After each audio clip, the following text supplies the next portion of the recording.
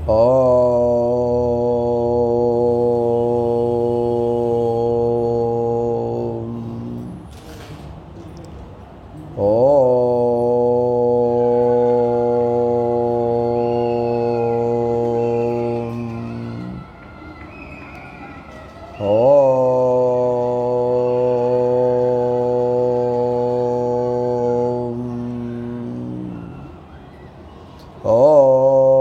गुरुर्ब्रह्मा गुरुर्विष्णु गुरुर्देवो महेश्वरः गुरुस्साक्षात् परब्रह्म तस्मै श्री गुरवे नमः। दत्तात्रेयसमारम्भां रमणाचार्यमध्यमां सत्यानन्दर्षिपर्यन्तां वन्दे गुरुपरम्पराम्। शोणाद्रिनाथचरणाम्बुजयुग्मरुक्म व्यामोहतदितराणि तृणाय मेने। अस्मद्गुरोर्भगवतोऽस्य दयैकसिन्धो श्रीसत्यमौनि चरणौ शरणं प्रपद्ये। कृष्णाय वासुदेवाय हरये परमात्मने प्रणतः क्लेशनाशाय गोविन्दाय नमो नमः। नारायणं नमस्कृत्य नरं चैव नरोत्तमं देवीं सरस्वतीं व्यासं ततो जयमुदीरयेत्। मूकं करोति वाचालं पङ्गुं लङ्घयते गिरिं यत्कृपातमहं वन्दे परमानन्दमाधवं। श्रीकरं मुलु भक्तलोकैकपालनं मुलु सदा आर्तिहरं मुलु संततानन्दकरं मुलभयदं मुलैन भगवान् सत्यर्षिपदं मुलकञ्जलिन्तु। परुडै ईश्वरुडै महामहिमुडै प्रादुर्भवस्थान संवरणक्रीडनुडै त्रिशक्तियुतुडै अंतर्गतज्योतियै परमेष्टि प्रमुखामराधिपुलकुण्ड्रापिं पराकुण्डु दुस्तरमार्गंबुन तेजरिल्लु हरिकिन् तत्वार्थिनै मृक्కెదన్। ఎవని చేజనించు జగమెవ్వని లోపల నుండు లీనమై ఎవ్వని అందుడిందు పరమేశ్వరుడెవ్వడు మూల కారణం బెవ్వడు అనాది మధ్యలయుడెవ్వడు సర్వము తానయైన వాడెవ్వడు వానినాత్మభౌనీశ్వరునే శరణంబు వేడెదన్। కృష్ణాయ విభూషణానరసఖా శృంగారరత్నాకరా లోకద్రోహి నరేంద్రవంశదహనా లోకేశ్వరా దేవతానీక బ్రాహ్మణ గోగనార్తిహరణా నిర్వాణ సంధాయక నీకున్మృక్కెద ద్రుంపవే భవలతల్ నిత్యానుకంపానిధి। ఆపదామపహర్తారం దాతారం సర్వసంపదాం లోకాభిరామం శ్రీరామం భూయో భూయో నమామ్యహం। సద్గురుదేవుల చరణారవిందాలకు ప్రణామాలు అర్పిస్తూ భగవద్ అనుగ్రహం చేత ఈరోజు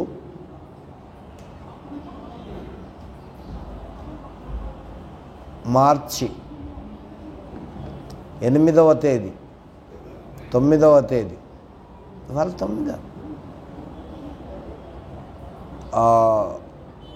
బొంబాయి సత్యానంద మహర్షి భక్త మండలికి రావడం జరిగింది। మన సత్యానంద మహర్షి భక్త మండలి 1952 మార్చి 11వ తేదీ ఏమి ప్రారంభించినారు. అది కూడా కలిసి వచ్చింది ఇప్పుడు మనకు. ఆశ్రమ వార్షికోత్సవంలాగా మరి రేపు ఎల్లుండి కూడా ఇక్కడ ఉండడం జరుగుతుంది. భగవద్ అనుగ్రహం చేత ఏది జరిగినా మన శ్రేయస్సుకి ఉపయోగం. కాబట్టి మన మండలి ప్రారంభించి ఇప్పటికీ 52 అంటే ఇప్పుడు 73 సంవత్సరాలు. ఇప్పుడు అయిపోయి 74వ సంవత్సరం ప్రారంభం కాబోతూ ఉన్నదన్నమాట. చాలా సువర్ణమైనటువంటి గడియలుగా మనం భావించవచ్చు. మరి ఒక సంస్థ ఎంతో పట్టుదల ఉంటే కానీ, ఎంతో శ్రద్ధ ఉంటే కానీ, ఎంతో దాని వెనుక కృషి ఉంటే కానీ మరి ఇటువంటి సావకాశాలు దొరకవు. ఇంత సంస్థని 73 సంవత్సరాల నుంచి మరి పూర్తిగా చేసుకొని 74వ సంవత్సరంలో అడుగిడి నడుస్తూ ఉన్నది అంటే మరి భగవాన్ల వారి యొక్క ఆ కృషి, వారి మీద ఉండేటటువంటి భక్తుల యొక్క కృషి చాలా అద్భుతమైనటువంటిది. ఏ దృష్టితో మరి సంస్థను ప్రారంభించారో ఆ దూరదృష్టి చాలా ఎంతోమందికి శ్రేయస్సును కలిగిస్తూ ఉన్నదన్నమాట. మరి మన పెద్దలు డబ్బా పెదరాజేశ్వర్ గారు, మరి మంచే లింబయ్య గారు, మంచే లక్ష్మణ్ గారు, అనుమల్ల జలపతి గారు, కమల్ సేఠ్ గారు, ఇంకా అంతకుముందు ఎలుగేటి నరసయ్య గారు, వెలుగందుల ఆయన కూడా ఉండేవారయ్యా ఒక ఆయన పేరు.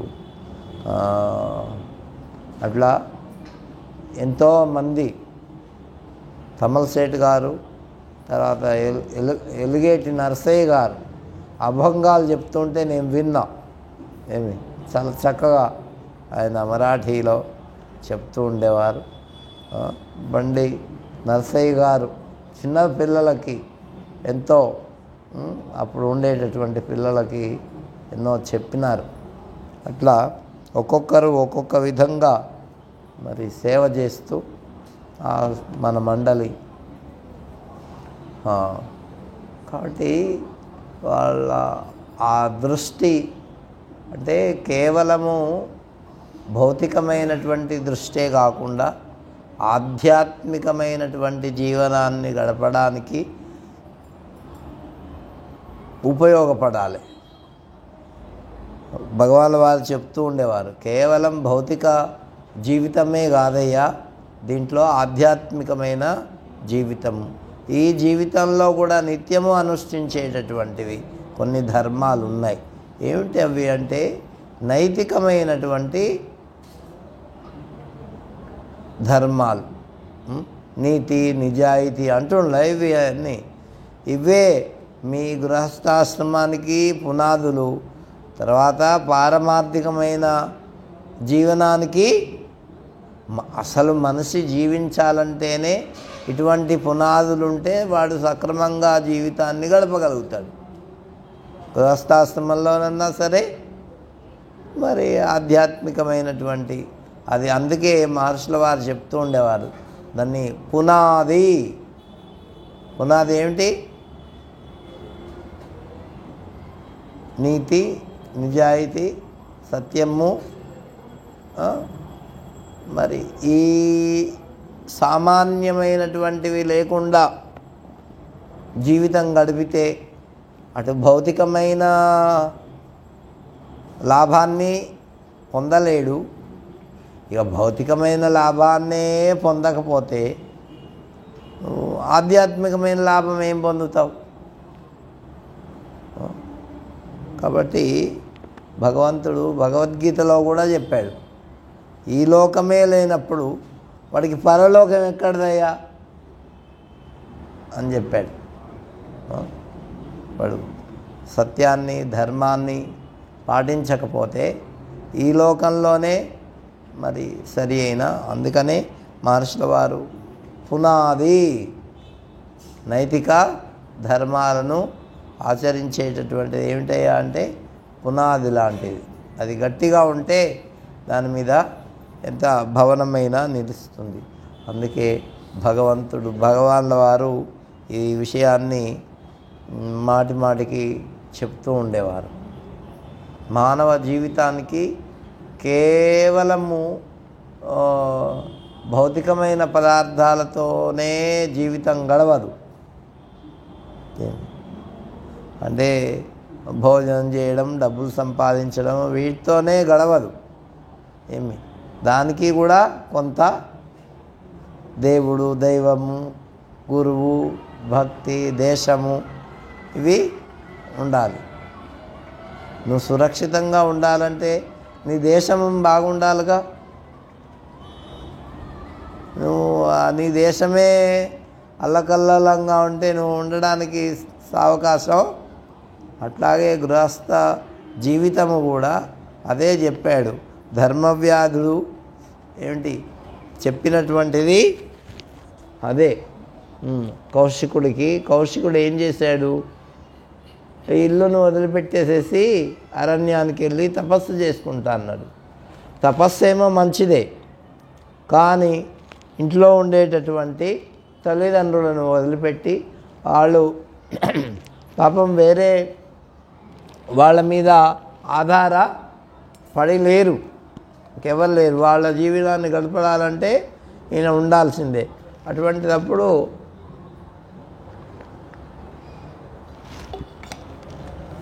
వాళ్ళని వదిలిపెట్టి వచ్చాడు కాబట్టి తపస్సు చేసుకున్నంత వరకు తపస్సు ఏమో వచ్చింది ఆయనకు. తర్వాత చేయాల్సినటువంటి కర్తవ్యాన్ని విస్మరించి చేస్తే ఆయనకు ఒక ఇల్లాలు చెప్పింది, అయ్యా నీకు ధర్మాన్ని ఆ ధర్మవ్యాధుడు ఉపదేశిస్తాడు పో అని. అరే నేనెక్కడో తపస్సు చేసుకుంటూ ఉంటే, నేనెక్కడో అట్లా చూస్తే కొంగబడిపోతే ఈమెకి ఎట్లా తెలిసింది అనుకున్నాడు. అది ఎట్లా తెలిసింది ఆశ్చర్యపడ్డాడు. నిజమే, అరే నిజమా? మరి ఈమె ఇంట్లో ఉంటే మరి ధర్మవ్యాధుడు ఎలా ఉంటాడో చూద్దాం ఒకసారి అని చెప్పి అక్కడికి వెళ్ళాడు. అక్కడికి వెళ్తే ఆయన తన వృత్తి మాంసాన్ని అమ్ముతున్నాడు. అరే ఈయనేంది నాకు ధర్మం చెప్పేది అనుకున్నాడు ముందు. మనం ఎవరైనా అట్లే అనుకుంటాం, ఆయన అది అంటే అప్పుడు ఆయన అంతా పని అంతా అయిపోయిన తర్వాత ఆయన అంటే ముందుగానే పలకరించి ఆ అమ్మగారు పంపించారు కదా ఈయనకి ఆయనకి ఏం ఫోన్లు ఉన్నాయా ఏమైనా ఉన్నాయా, ఈయనకి ఎట్లా తెలిసింది అనుకున్నాడు. అది కూడా ఆశ్చర్యకరమే కదా. సరే ఉండు అని చెప్పేసేసి వాళ్ళ తల్లిదండ్రులకు పూర్తిగా బాగా సేవ అన్నీ చేసిన తర్వాత అప్పుడు ఈయనతో మాట్లాడాడు. అయ్యా నేను ముందు తల్లిదండ్రులకు సేవ చేస్తా, ఆ తర్వాత వాళ్ళని పోషించాల. ఇగో ధర్మయుక్తంగా నేను ధనం సంపాదిస్తా, అధర్మం చేసి ఈ వృత్తి అయినా సరే ఈ వృత్తిలో కూడా ధర్మంగానే డబ్బు సంపాదిస్తా, దాంతోనే నేను జీవనము గడుపుకుంటా. కాబట్టి తన కర్తవ్యాన్ని విస్మరించి ఎవడు ఏమీ తపస్సు చేసినా కూడా తపస్సు ఫలిస్తుంది దానికే. కానీ వాడు నైతికమైనటువంటి పునాది అయినటువంటి విలువలకు ప్రాధాన్యత ఇచ్చినటువంటి వాడు కాదు. కాబట్టి ఇగో నీకు ఒక ఉపాయం చెప్తా. ఈ తపస్సు విపస్సు చెయ్యకపోయినా సరే నువ్వు కర్తవ్య కర్మలను చేస్తే ఈ తపస్సు చేసినందువలన ఏ ఫలితమైతే వస్తుందో ఆ ఫలితం నీ కర్తవ్య కర్మలు చేసినందువలననే వస్తుందని చెప్పినాడు. కర్తవ్యాన్ని విస్మరించి నువ్వు ఎన్ని చేసినా, అందుకే మన సమాజ సేవకులు ఉంటారు కొంతమంది, సమాజాన్ని ఉద్ధరిద్దాం, సమాజాన్ని బాగుపరుస్తాం. సమాజం అంటే ఏంది? మన భగవాన్ వారు చెప్తుండేవారు, సమాజము అంటే నువ్వు కూడా ఒక సమాజంలో ఒక భాగమే. భాగమైనప్పుడు వాళ్ళని బాగు చేస్తానని పోతే అసలు నువ్వు బాగుపడు కదా. నువ్వు బాగుపడకుండా సమాజాన్ని బాగు చేస్తామని పోతే ఏమైంది అప్పటికి సమాజం? నువ్వు సమాజంలో ఉండేవాడివిగా, అది నువ్వు చేయకుండా సమాజాన్ని చేస్తానంటున్నావు. అది ఎట్లా కుదురుతుంది? అందుకని నువ్వు ముందు ఆచరణ చేయి, తర్వాత సమాజం. నీ నుంచే ప్రారంభం కావాలా అని మానవ జీవితం అని ఒక వ్యాసం రాశారు మహర్షుల వారు. ఎన్నో వ్యాసాలు ఉన్నాయి ఇన్ని చాలా. కాబట్టి ఆ వ్యాసంలో ఈ మాట చెప్పారు. ఇది చాలా ప్రధానమైనటువంటి మాట. అట్లాగే నువ్వు బాగుపడాలంటే ఒక సమాజంలో నువ్వు కూడా ఒక భాగం కాబట్టి నువ్వు బాగుపడితే సమాజం బాగుపడినట్టే. ఒక వ్యక్తి నిన్ను ఆదర్శంగా, అదే కృష్ణ పరమాత్మ కూడా అదే చెప్పాడు, నిన్ను ఆదర్శంగా తీసుకోవాలి. యద్యదా చరతి శ్రేష్ఠ తత్తదేవే తరోజన సయత్ ప్రమాణం కురుతే లోకస్తదనువర్తతే అని. ఏమిటి? నిన్ను చూసి ఇతరులు నేర్చుకోవాలి. అది లేకుండా అందరికీ మనం నేర్పుదామంటే ఆయన ఒక చోట భగవాన్ వారు ఒక చోట చెప్పారు, పరోపదేశే పాండిత్యం సర్వ ఏవై. అందరూ పరులకు ఉపదేశాన్ని చేస్తారు, తదనుష్ఠాన సమయే నకోపి ఆచరతి. ఎవరు ఆచరించరంట దాన్ని, అనుష్ఠానం ఆచరించేటటువంటి సమయంలో. కాబట్టి ఆయన ఏం చెప్పాడు ధర్మవ్యాధుడు, నేను ఆచరిస్తున్నా ఇలా ఇలా అంటే అప్పుడు ఇంటికి పోయి మళ్ళీ వాళ్ళ తల్లిదండ్రులకు సేవ చేశాడు. ఎవరు? కౌశికుడు. అదే తపస్సు. ఇప్పుడు భగవద్గీతలో చెప్పాడు కదా, ఏం చెప్పాడు? స్వే స్వే కర్మణ్యభిరత సంసిద్ధిం లభతే నరః. తాను చేయవలసినటువంటి ధర్మములను అనుష్ఠానాన్ని చెయ్యాలి. చెయ్యకపోతే ఏంటి? ఆ అనుష్ఠానం వల్లనే నీకు సిద్ధి వస్తుంది. మళ్ళీ ప్రత్యేకంగా స్వకర్మనా తమభ్యర్చ్య, నాను చేయవలసినటువంటి ఏ పనులైతే ఉన్నాయో ఆ పనుల ద్వారా సమాజాన్ని, భగవంతుణ్ణి అర్చిస్తున్నాను. స్వకర్మనా తమభ్యర్చ్య సిద్ధిం విందతి మానవ. వాడు అటువంటి వాడు వేరే ఏం చేయాల్సిన అవసరం లేదు. రాముడు కూడా అదే చెప్పాడు రామాయణంలో. ఏంటి? వాడు తండ్రి మాటను చెయ్యాలా, అనుష్ఠానంలో పెట్టా, అది పెట్టాడు. అరణ్యాలకు వెళ్ళాడు, అక్కడ ఏదో వచ్చినాయి, అవన్నీ ఓకే. తర్వాత లాస్ట్కి రావణాసురుడు చనిపోయిన తర్వాత దేవతలందరూ వచ్చి నీకేం కావాలో కోరుకో, బ్రహ్మలోక పర్యంతం నీకు ఇస్తాం అంటే, అయ్యా నాకేం మీరు ఇవ్వాల్సిన అవసరం లేదు, ఎందుకంటే నేను చేసుకున్నటువంటి ఏ పని అయితే కర్తవ్యం అయితే ఉన్నదో దాన్ని చేసినందువలన నాకు ఇప్పటికే అన్నీ వచ్చేసినాయి,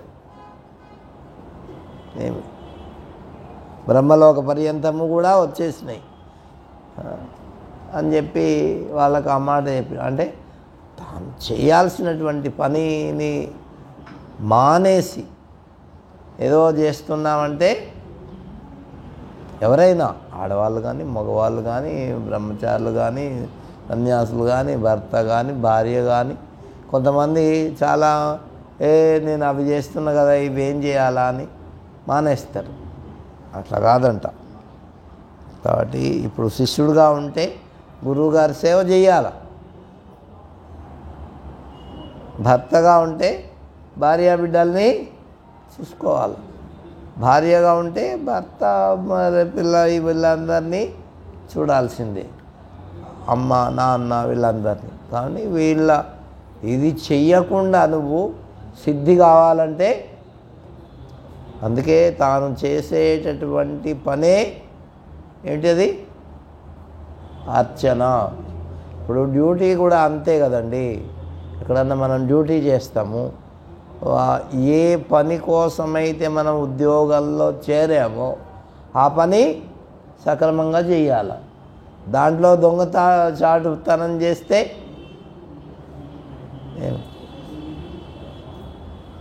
అది నువ్వు తీసుకున్నటువంటి జీతానికి నువ్వు చేయాల్సినటువంటి పని సక్రమంగా చేస్తే అదే అర్చన. చాలామంది దాన్ని ఎగ్గొట్టేస్తుంటారు, జీతం మాత్రం తీసుకుంటారు. అట్లా కాదు, తను చేయాల్సినటువంటి కర్తవ్యం బాధ్యత. కొంతమంది అయితే చూస్తారు నువ్వు సరిగ్గా చేయలేదని ఉద్యోగంలోంచి రావడమే ప్రధానం కాదు, అక్కడ పనిచేయడం కూడా ప్రధానమే. అట్లా ఉండే వాళ్ళని పోగొట్టుకోరు ఎవరు కూడా. అట్లాగే భగవంతుడికి ఇష్టమైన, అందుకే కర్మ యొక్క తత్వాన్ని భగవంతుడు జ్ఞానయోగంగా చెప్పాడు. అర్థమైందా? జ్ఞానయోగం అంటే ఏంది? జ్ఞానం అంటే ఏంది? జ్ఞానం అని అందరూ అంటుంటారు కదా, జ్ఞానం కలిగితే చాలు మోక్షం వస్తుంది. కలిగితే కాదు, జ్ఞానాన్నితో కర్మను చేస్తే ఆ కర్మ యొక్క సంగము నీకు ఉండదు కాబట్టి, ఫలాపేక్ష ఉండదు కాబట్టి నీకు మోక్షం వస్తుంది. ఇది జ్ఞానయోగం యొక్క లక్షణం. జ్ఞానయోగములో చూడు, భగవంతుడు అంతా కర్మను ఎట్లా చేయాలో చెప్పాడు. జ్ఞానయోగంలో కర్మను చేసేది చెప్తే జ్ఞానయోగం ఎట్లయింది అంటే, ఎలా చెయ్యాలో అది తెలుసుకొని చేస్తే అప్పుడు నీకు జ్ఞానయోగం వచ్చినట్టు లెక్క. అది సంగం త్యక్త్వా కరోతి యః లిప్యతే న స పాపేన పద్మపత్ర మివాంబస. అది ఆ నీటిలో తామరాకు ఉంటుంది కానీ దానికి నీళ్ళు అంటావు. అది వేరే సూర్యరశ్మిలోనో ఎండలోనో లేకపోతే నీళ్లకు అంటకుండా ఉన్నదనుకో, ఏమవుతుంది? అది ఏమరా శామ్? చనిపోతుంది. ఆకు చనిపోతుందా? ఆకు ఎండిపోతుంది, వాడిపోతుంది కదా. కాబట్టి మనం కర్మను చేసేటప్పుడు కూడా ఏంటి అట్లా తెలుసుకొని నీళ్ళల్లో లేకుండా ఎట్లాగైతే ఆకు వాడిపోతుందో, మానవుడు తెలుసుకోకుండా చేస్తే ఏమైపోతాడు? శుష్కమైపోతాడు, ఆకులాగా అయిపోతాడు. అట్లా కాకుండా ఆకు అంటే నీళ్ళల్లోనే ఉండాలా, దానికి అంటుకోకుండా ఉండాలా. నేను అంటుకోకుండా ఉంటా, నీళ్ళల్లో ఉండా అంటే ఆకు గత ఏమైంది?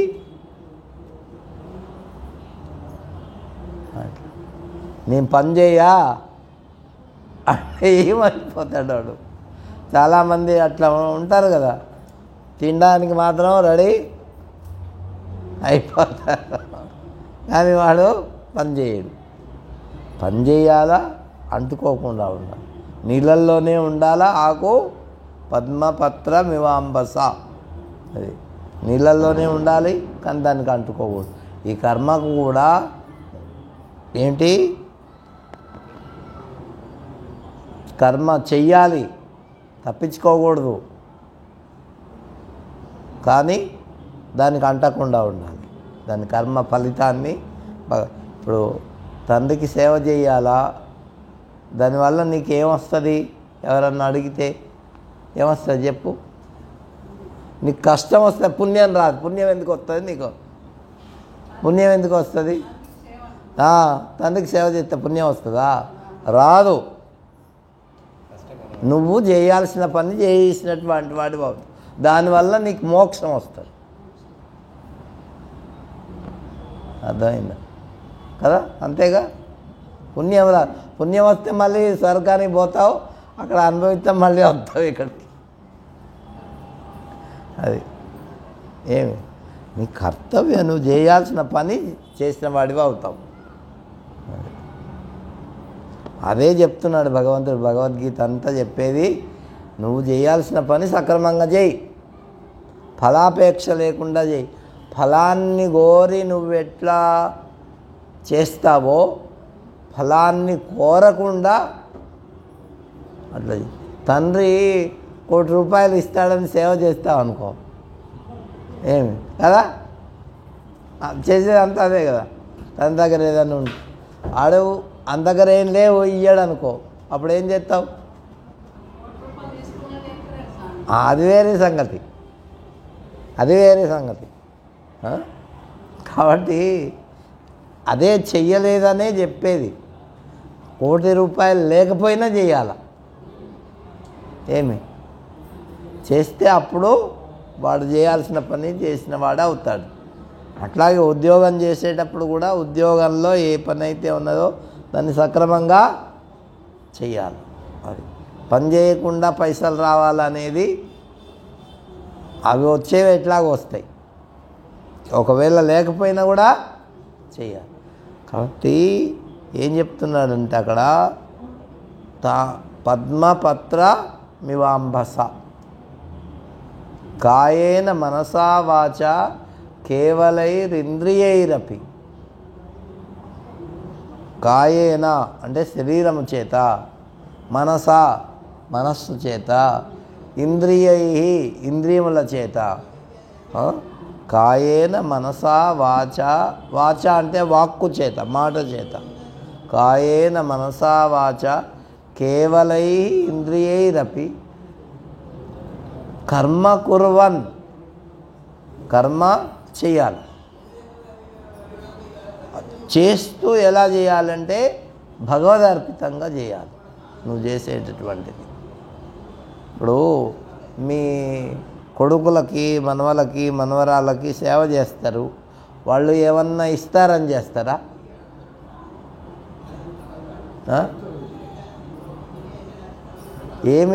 మొట్టమొదటి అయితే ఏమిస్తారు? వాళ్ళ మీద ప్రేమతో చేస్తారు. ఎంత కష్టమైనా ఎంత ఇదైనా వాళ్ళు ₹10 నాకు ఇస్తారు అని చేయరు. తర్వాత ఎప్పుడో పెద్దవాడు అయిపోయిన తర్వాత వీళ్ళకు చాదగానప్పుడు ఒరే నీకు సేవ చేశాను రా అంటాడు వీడు. అంటే దాన్ని ఉద్దేశ్యంగా ఇప్పుడు చేయడు. అది అట్లా సేవ చెయ్యాలి అంతే. మళ్ళీ దాని మీద నుంచి ఫలితాన్ని మనం చేయాల్సినటువంటి కర్తవ్యాన్ని చేయాలని భగవంతుడు చెప్తున్నాడు. కాబట్టి ఈ కర్మయోగం అంతా కూడా ఏమిటి? అసలు ఉండేదంతా కర్మయోగంలోనే. జ్ఞానము ఏమి ఈ జ్ఞానాన్ని కలిగి కర్మం చేయాలి. లిప్యతే నసపాపేన పద్మపత్రమివాంబస. అయితే ఈ కర్మలో కొన్ని లోపాలు ఉంటాయి. లోపాలు లేకుండా ఎవరు చేయలేరు. ఇప్పుడు అన్నదానం మంచిదే అనుకున్నాము, అన్నదానం చేస్తే పుణ్యం అనుకున్నాము. కానీ అన్నదానం చేసేటప్పుడు ఎన్ని పురుగులు చచ్చిపోతాయి కదా. అగ్ని పెట్టేటప్పుడు పురుగులు చచ్చిపోతాయి, చెరిగేటప్పుడు చచ్చిపోతాయి, నీళ్ళు ఇవన్నీ ఉన్నాయా లేదా? ఈ పాపమే అది ఎట్లా అంటే, నువ్వు పుణ్యాన్ని ఆశించకుండా అన్నదానం చేస్తే ఏమొస్తుంది? ఈ పాపాలన్నీ పోతాయి, నువ్వు చేయాల్సిన కర్తవ్యం చేసిన వాడివి అవుతావు. వ్యవసాయం చేసేటప్పుడు కూడా ఎన్నో జంతువులు పోతాయి, అవి లెక్కలేదు. నీవు ఏం చేస్తున్నావు అంటే సమాజానికి ఇవన్నీ పండించి ఆ జీవి యొక్క సేవ చేస్తున్నావు. దానివల్ల ఆ పాపం రాదు. నేను ఇన్ని చేస్తున్నా నాకే పుణ్యం రావాలంటే అప్పుడు పాపం కూడా ఒకటి కోరినప్పుడు, రెండవది కూడా నువ్వు అందుకే ఏం చెప్పాడు తెలుసా ప్రహ్లాదుడు? దుఃఖంబులు కోరకున్నను సంప్రాప్తించు విధంబున సుఖంబులు కూడా సంప్రాప్తించు అన్నాడు. ఎవరన్నా దుఃఖాలను కోరతారా? కోరరు. మరి అవి వస్తున్నాయా లేదా? అట్లాగే సుఖాలు కూడా వస్తున్నాయి కదా. కాబట్టి ఇవి కోరకుండా, అందరు సుఖాలనే కోరకుండా, ఏమి దుఃఖాలను కోరకుండా ఎట్లాగైతే వస్తాయో, అందరు సుఖాలనే కోరితే సుఖాలే వస్తాయా? దుఃఖాలు. కాబట్టి అవి సుఖములు కూడా నువ్వు కోరకుండా వస్తాయి, నువ్వు కోరాల్సిన అవసరం లేదు. అట్లాగే నీ కర్తవ్య కర్మ చేస్తూ పోతే దాని యొక్క ఫలితం నీకు వస్తుంది. అదే చెప్పాడు రాముడు. చెప్పింది ఏంటి రాముడు? నాకు మీ బ్రహ్మలోకాలు అవి ఏమీ వద్దయా అన్నాడు. మరి ఏం కావాలా అంటే, ఇగో నాకు వానరులు బాగా సాయపడినారు, వాళ్ళు ప్రాణాలు కూడా కోల్పోయినారు, వాళ్ళ ప్రాణాలను మళ్ళీ తిరిగి ఇయ్యు, అంతే, నాకేం వద్దను. చూడు ఎంత మంచి మాట. మానవుడు కూడా అలా తెలిసి కర్మను చేయాలి. ఇది కర్మయోగం యొక్క రహస్యం. అందుకే చెప్పాడు, దాని యొక్క గతట చాలా దూరం ఉంటుంది. కర్మనా గహనో గతి కర్మణ్య కర్మయ పశ్యేద్ అకర్మణి చ కర్మయ సబుద్ధిమాన్ మనుష్యేషు సయుక్త కృత్స్న కర్మ కృత్. అన్ని కర్మలను చేసినటువంటి వాడు అవుతాడట. కర్మణ్య అకర్మణి అంటే కర్మ చేస్తూ నేనేం చేయట్లేదు అంటే ఫలితాన్ని ఆశించకుండా చేయాలా. కర్మ చేయకుండా కూడా అన్నీ చేస్తున్నా, ఇది రమణ మహర్షి యొక్క స్థితి. ఆయన కర్మ చేస్తాడు, ఏం కూరగాయలు అన్నీ భక్తుల కోసం కానీ ఆయన ఏం చేయనట్టే, ఏం చేయకుండా ఉంటాడు, అన్నీ చేసినట్టే. ఒకసారి అడిగారట జమన్లాల్ బజాజ్ అని ఒక ఆయన ఉండేవారట. ఆయన వచ్చి అడిగారట, స్వామి గాంధీ మహాత్ముడు దేశ స్వాతంత్ర్యం కోసం మరి చాలా పాటుపడుతున్నాడు కదా, ఆ ఉద్యమాల్లో మీరు కూడా పాల్గొనవచ్చు కదా, ఇట్లా కూర్చుండడం కంటే అన్నాడు. అయ్యా, ఆయన ఎట్లాగైతే ఉద్యమాలు చేస్తున్నాడో తిరిగి మేము కూర్చొనే ఆ ఉద్యమాలు చేస్తున్నాం అన్నాడు. చేయకుండా ఉండడం కూడా ఒక పెద్ద చేయడం అంటే సంకల్పం. మాతం చేత. కొంతమంది సంకల్పాలు అనుకుంటే చాలా అయిపోతాయి అట్లా. కాబట్టి కర్మ యందు అకర్మ అంటే చేస్తూ కూడా చేయనటువంటి స్థితి, చేయకుండా ఉండి కూడా చేస్తున్నటువంటి స్థితి. అది మహాత్ముల జీవితంలో ఇవి మనకు కనిపిస్తూ ఉంటాయి. దేశ సంచారం, ప్రచారం ఇవన్నీ చేస్తూ కూడా ఏం చేయనటువంటి స్థితి. అటువంటి వాళ్లకు అదే నిష్కామ కర్మ అన్నారు. దాన్ని ఏమన్నారు? నిష్కామ కర్మ చేస్తే వాడికి పుణ్యం లేదు, పాపం లేదు. ఎట్లాగైతే అమ్మ చిన్నప్పుడు పిల్లలకి సేవ చేస్తుందో ఏదో ఆశించి చేయదు, ఏం అట్లాగే ఎప్పుడో ఇక లాస్ట్లో ఒకవేళ ఒక్కొక్కసారి ఇప్పుడు ఒక ఆమె వచ్చింది మా ఒకసారి, ఈమె నడవలేదు, కర్ర పట్టుకొని ఇట్లా వణుకుతూ వచ్చింది. వచ్చి దండం పెట్టింది. దండం పెట్టి నా బిడ్డలు బాగుండాలని దండం పెడుతుంది. చెప్పు ఎందుకు? నేను ఆమె బాగలేదు, అప్పటికి కర్రలు పట్టుకొని ఇట్లా వణుకుతుంది. ఆమె ఏం చెప్తుంది తెలుసా? నేను బాగుండాలా స్వామి అని దండం పెట్టట్లే. ఏమని దండం పెడుతుంది? బిడ్డలు బాగుండాలి అంటే దాని అర్థమైంది. ఆమెను చూస్తున్నారు చూడడం లేదో తెలియదు, కానీ అంటే ఇతరుల యొక్క క్షేమాన్ని ఆశించి చేసేది తల్లి. బిడ్డల యొక్క ప్రేమ ఉంటే అది వేరే సంగతి. కాబట్టి అట్లా ఒక దాన్ని ఆశించి చేయడం కాకుండా మానవుడు తాను ఇవన్నీ కాదు, ముఖ్యంగా తాను చేయవలసిన పని తప్పించుకోవడమే మహాపాపం. ఇంకా మరొకటి, ఇది కర్మ సిద్ధాంతం. ఏమబ్బాయి? దాన్ని చేస్తే పూజ, చేయకపోతే ఎవరైనా సరే, ఎక్కడైనా సరే, ఏ స్థితిలో ఉన్నా సరే. కాబట్టి ఇటువంటి కర్మను మనం ఇప్పుడు మహర్షుల వారికి ఏం చేయకపోయినా ఆయనకి నడిచిపోతుంది. కానీ అన్నీ చేస్తున్నారు కదా, ప్రచారం చేశారు, ఎంతోమందికి తిరిగారు, అన్నీ చేశారు. ఇదంతా కర్మ. కానీ దానివల్ల ఆయనకి ఒరిగేది ఏం లేదు, తగ్గిపోయేది. అందుకే కృష్ణుడు ఏమన్నాడు?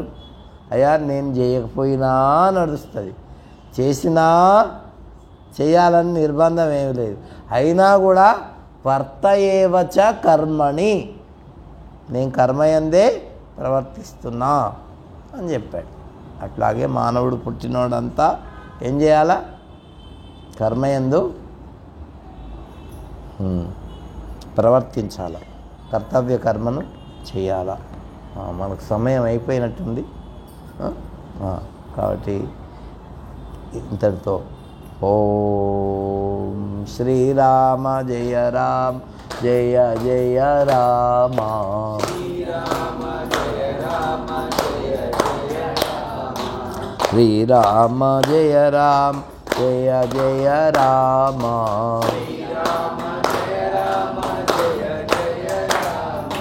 శ్రీరామ జయ రామ జయ జయ రామ, మా శ్రీరామ జయ రామ జయ జయ రామ,